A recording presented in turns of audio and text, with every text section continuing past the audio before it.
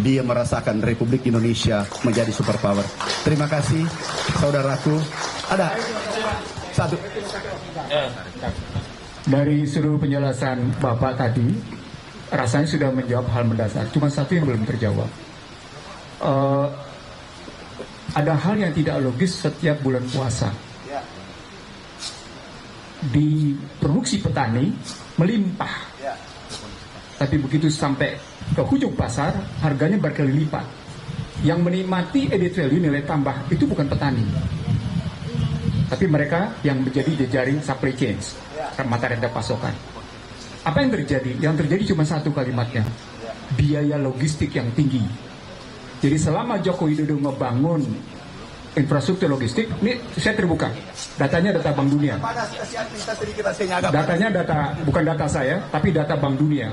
Selama Joko Widodo ngebangun infrastruktur, biaya logistik hanya turun 0,5%.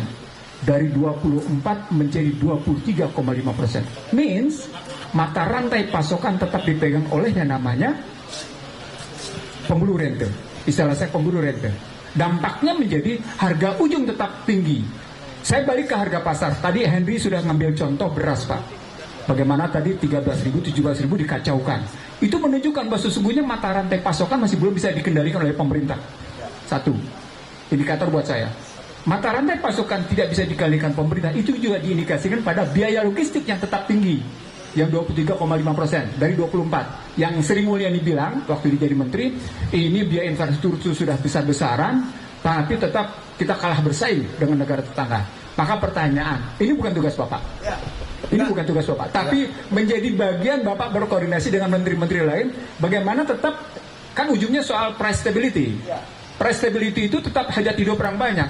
Anda bekerja habis-habisan, tapi stabilitas harga tidak tercapai, habis dimakan oleh yang namanya para korporat. Terima kasih. Pak, enggak, tolong Pak, nanti Pak mengeriti terus.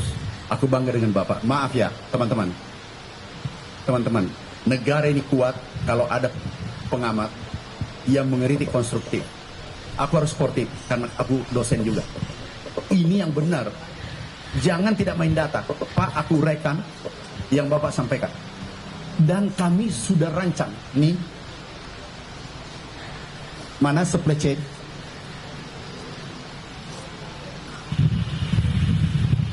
Oh, enggak, penjahatnya dulu. Pak, bukan saya bilang, Bapak yang bertanya ya. Aku cuma menjawab. Aku hanya membela.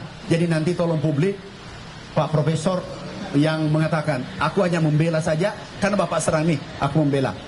Bukan ini. Pak, ini Pak dulu. Caranya membunuh ini Republik, Neloid tadi. Dan aku tidak setuju. Saya tidak tahu Bapak setuju tidak. IMF salah. Dan saya katakan itu porak-porandakan pertanian. Dan aku bisa bertanggungjawabkan. Sekarang Pak, nanti aku tunjukkan. Ini kemarin, ini beras digiling. Ini yang diproduksi. Tapi kapasitas pabrik 116 juta ton. Berarti idle kan Pak? Nggak cukup kan? Lah datang konglomerat bangun dengan kapasitas besar 50 juta ton. Ini mati kan? Kalau ini beli 6.000, ini beli 6.500. Ini beli 7.000, ini beli 7.500. Dan ini 20 orang. Kemudian ini mati. Ini nanti tinggal 21%. Ini 80%. Atau ini 10%, ini 90%. Totalnya Pak, manusianya 161.000 kali 10, 1,6 juta kali 4, itu 6 juta orang bisa jadi teroris. Bisa dia nakal, bisa dia gembel, dan dia keamanan tidak terjamin. Benar ya Pak? Karena ini yang membunuh. Inilah yang Bapak katakan tadi. Ini orangnya. Tersangkanya Pak, ini sudah ditangkap sebagian. Nih, mana tersangkanya? Ini tersangkanya, Pak. Orang bertanya, mana tersangka? Ini tersangkanya, cek di sana.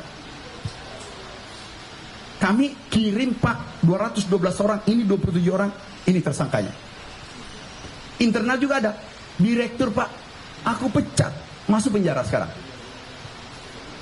Karena kami tidak mau tahu ini adalah apa ya? Hukum jadi panglima. Oke, Prof. Saya lanjut. Maaf, ini fotonya siapa yang munculkan? Gak apa-apa lah. Baru dia mengatakan aku diintervensi menteri, makanya bukan intervensi, aku yang kirim, aku yang pecat, aku kirim ke penegak hukum. Saya bilang tangkap. Ini nggak benar, sekarang di penjara. Pak, kembali lagi dulu Pak, kedelai. Bapak kan singgung kedelai tadi. Mana kedelai? Kedelai dulu swasembada Pak 93. Setelah IMF bebas, tidak ada lartas, tidak ada apa-apa, larangan terbatas, bebas masuk Pak. Ibaratkan Mike Tyson diperhadapkan dengan Elias Pikal, tidak ada wasitnya Pak. Matilah dia, bonyok dia. Ini hancur sekarang sampai sekarang. Baru kita rancang naik. Susu Pak, susu. Tapi saya belum menteri waktu itu Pak. Kalau menteri pasti saya tempur di sini. Dulu susu kita sudah baik, impornya 48%. Karena IMF, alhamdulillah sekarang 79. Baru bergerak dikit, kemarin 80, baru bergerak 1%. Akhirnya apa Pak? Mandi susu. Ini Prof mandi susu. Mana? Kenapa lambat dek? Ini mandi susu. Kenapa mandi susu? Susunya tidak dibeli. Kenapa? Tidak ada regulasi mengatur wajib industri beli susunya petani. Itulah neolit kapitalis. Nah sekarang aku panggil dua-dua. Nih orangnya Pak. Apa-apa kita tunjukkan fotonya. Tapi Bapak yang minta ya. Sebenarnya ini rahasia saya. Pak, ini pendapatannya 5 juta. Ini yang tadi mandi susu. Ini Pak Prof, boleh aku bertanya satu nggak? Kira-kira pendapatannya berapa ini? Kalau lihat wajahnya 10 juta 11 triliun. Ini 11 triliun, ini 5 juta. Aku damaikan, tahu nggak? Ini badannya begini. Ini bisa merusak ini kalau ini rugi terus. Bisa gembel ini, bisa berbahaya ini. Sudah 2 Pak, contoh. Supply chain tadi, solusinya adalah ini Pak, mana supply chain? Rantai pasok yang Bapak katakan 1, 2, 3 aku hitung. Karena kami dari bawah. Ini kita perkecil menjadi 3. Ini kehilangan kita 313 triliun. Di sini Pak, ini untung 10%. Ini untung 20, 30 macam-macam. Hasilnya ini Pak. Di middleman. 313 triliun. Inilah dibangun koperasi merah putih. Dari petani, koperasi, langsung di desa. Ke konsumen. Artinya apa? Kalau ini untung koperasi 50 triliun, ini 263 triliun. Ini dibagi ke petani pendapatan dan ini menjadi daya beli. NTP naik, ini juga daya beli naik. Kenapa? Rantai pasoknya koperasi merah putih ada di tengah desa. Dan ada satu, ini bukan bidang saya. Kan kebetulan saya pengusaha Pak, background saya. MBG off-taker dari 160 juta petani Indonesia. Off-takernya. Jadi dia membeli, tidak lagi ada kita dengar baru-baru ini, tomat dibuang. Barang dibuang. Kenapa? Ada yang menunggu MBG. Jadi MBG tidak berdiri sendiri. Dia menjadi off-taker petani, dia menjadi mensuplai konsumen di sekitar itu. Dan Pak, kalau kita sepakat 30 kali bergerak di desa, 300 triliun, kali 10 kali, 10.000 triliun. Ini bergerak di desa, dia tidak lari ke kota. Nah itu pandangan saya karena bukan bidang saya. Tetapi kebetulan Prof, aku pengusaha, ini kerjaan saya, pikul beras dulu. Aku dulu jual batu gunung, kemudian apa namanya timbangan itu, bulog itu langganan saya dulu, sakle banget. Itu dulu 3 sakle banget, aku pikul, kadar air diukur. Kita kan tidak tahu kadar air, langsung turun harganya, rugi bangkrut. Alhamdulillah saya pernah bangkrut dengan bulog, bukan bapak Pak, dulu. Oke, terakhir ya. Ya, bagus, gosip juga enggak apa-apa. Tadi loh yang middleman tadi coba ada lagi nggak? Kan Bapak pernah jadi pengusaha Pak ya, ini Koperasi Merah Putih nih Pak. Ya. Itu kan keuntungan middleman-nya 313,08 triliun. Oke. Ada pedagang, distributor, dikumpulin sekarang jadi Koperasi Merah Putih. Ya. Itu gimana nanganinnya middleman itu Pak? Kan mereka pasti protes tuh kehilangan 313 triliun. Oke.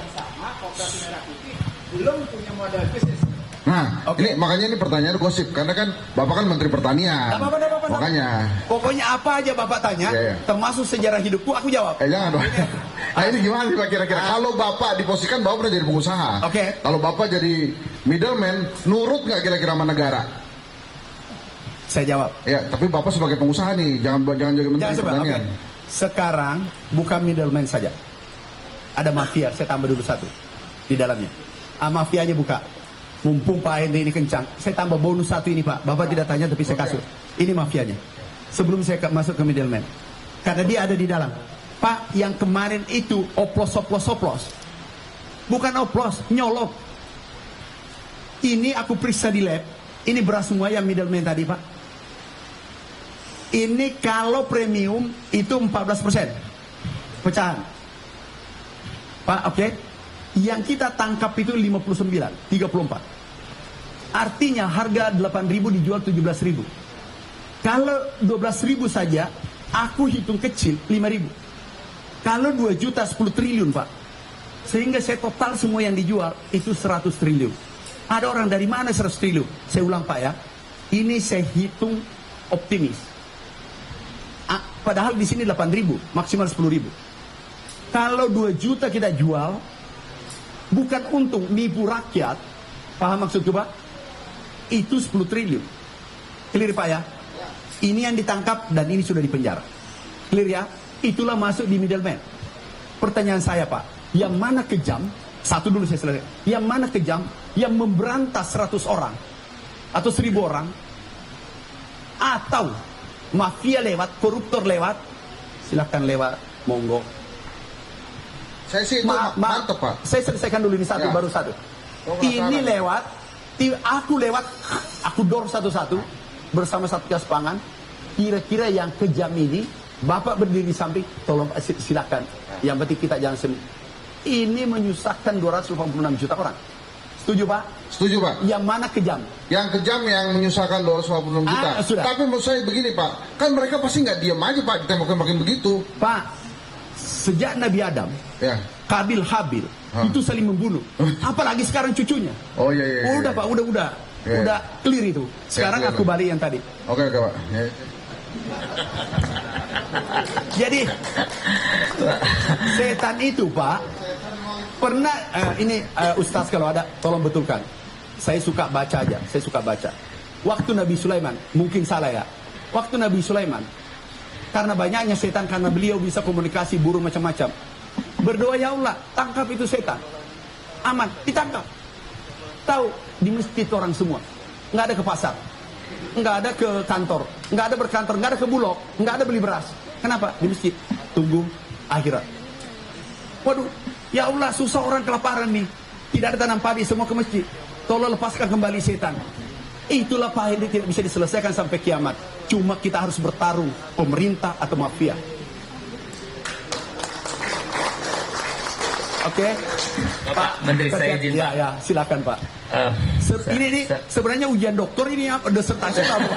Pak, ini penguji.